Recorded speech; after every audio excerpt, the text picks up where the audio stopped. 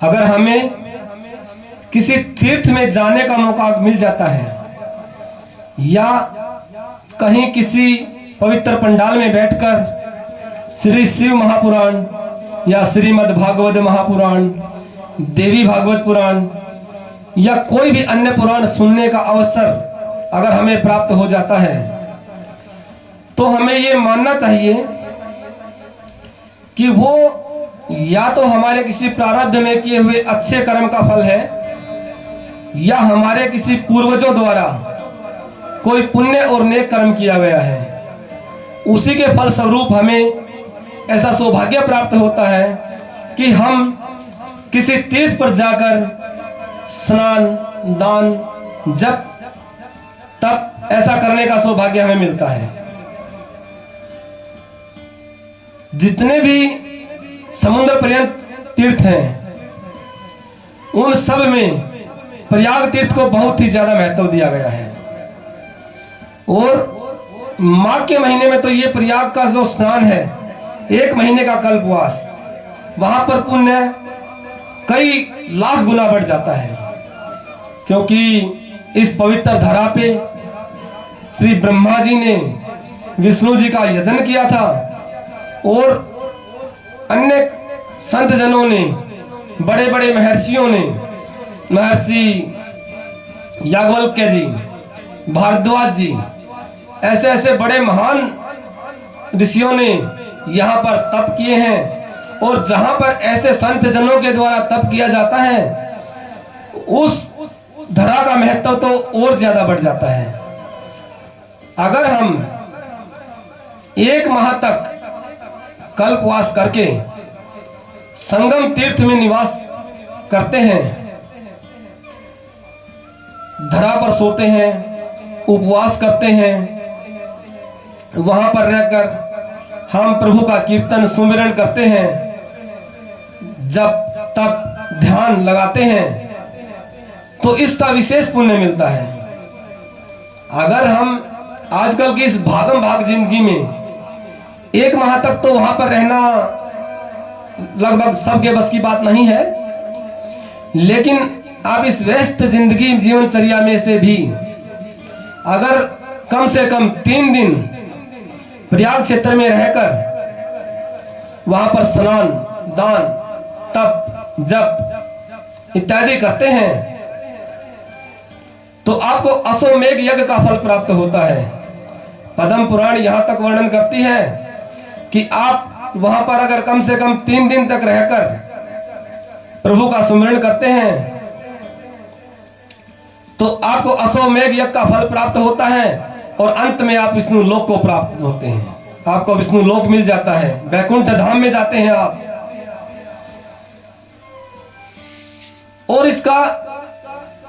सारा का सारा ये पुण्य है, जब हमें ये सौभाग्य तभी मिलता है जब हमारे कोई अच्छे कर्म उदय होते हैं या हमारे पूर्वजों द्वारा कोई सत्कर्म किया होता है। यहां तक वर्णन मिलता है, अगर आज हम बड़ी अच्छी जिंदगी जी रहे हैं या हमें कोठी, बंगला, इस तरह की सुविधाएं मिली हुई हैं, तो आप ये मानकर चलिए कि आपके पूर्वजों ने भूमि का दान अवश्य किया है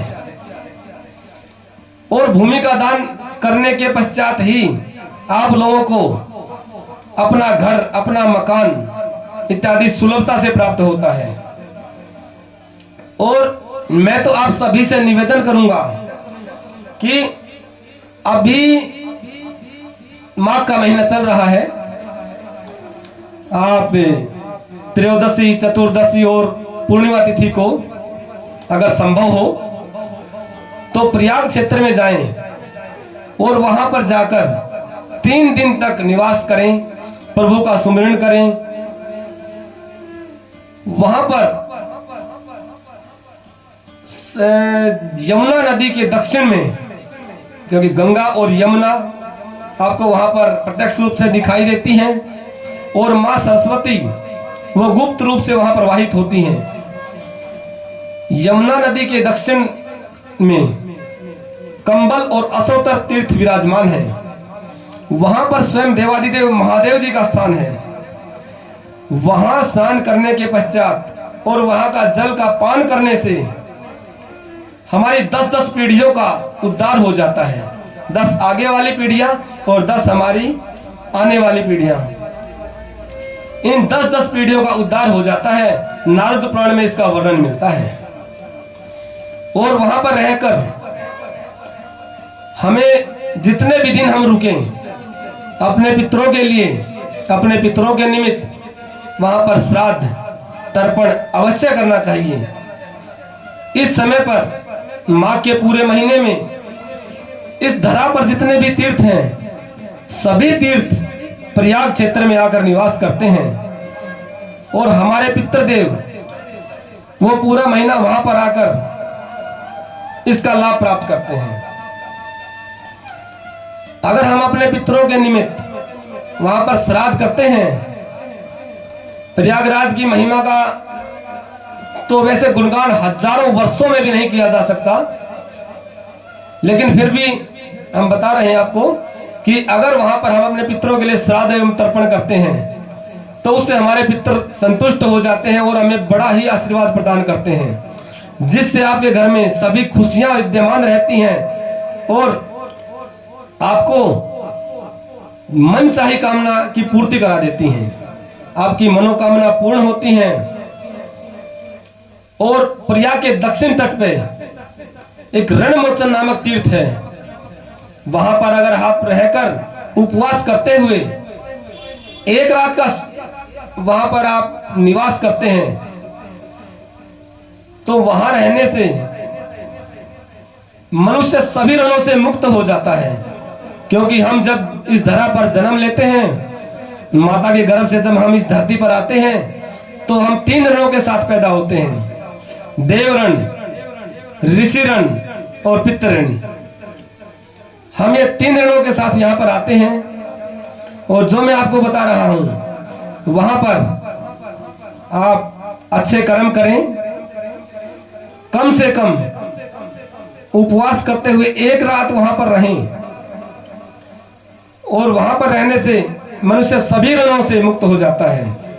और अंत में परम पद को प्राप्त होता है। अगर आपको दरिद्रता सता रही है, आपके घर में बहुत दरिद्रता है, तो माघ मास के महीने में आप पवित्र प्रयाग के संगम तीर्थ में जाकर कम से कम 3 दिन तक वहां पर उपवास के साथ रहें, स्नान करें, दान करें, जप करें प्रभु का, तो आपके घर से दरिद्रता सदा के लिए चली जाती है और आपके घर में लक्ष्मी जी का वास होता है। अगर पूर्णिमा तिथि को हम प्रयाग तीर्थ में स्नान करके दान करते हैं, दान में भी आपको जैसे आप सूती कपड़े का दान करते हैं, तिल का दान करते हैं,